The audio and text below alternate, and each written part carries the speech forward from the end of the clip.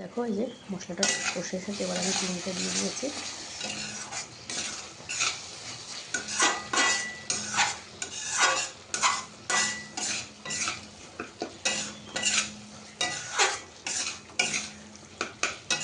যেহেতু আজকে অনেক পটল, এই জন্য মশলাটা একটু বেশি লাগবেই। তাহলে এবার পটল দেওয়ার পালা।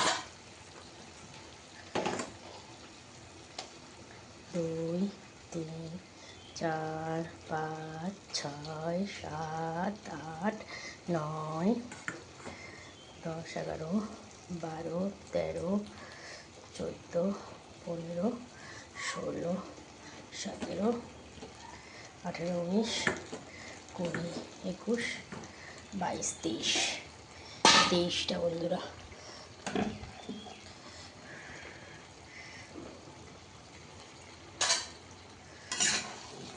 এই যে হাত ধরে ভারী কড়াইটা, এতগুলো এইভাবে ধরে ধরে নাড়ানো যায় না, এটাতেই হয়ে যায় সমস্যা।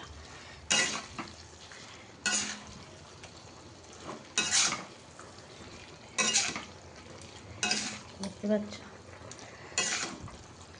পটলগুলোর মধ্যে সব মশলার গন্ধটা দিয়ে দেবো, তারপরে আলু দেবো, একটু জল দেবো, নামিয়ে দেবো, গরম মশলা দিয়ে ঢেকে রাখবো।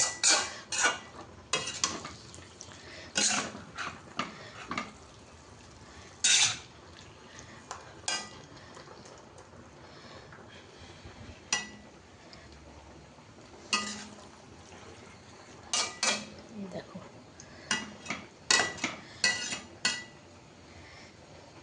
এই যে তেলটা নামানোর পরে যে পটল ভাজার তেল, এটা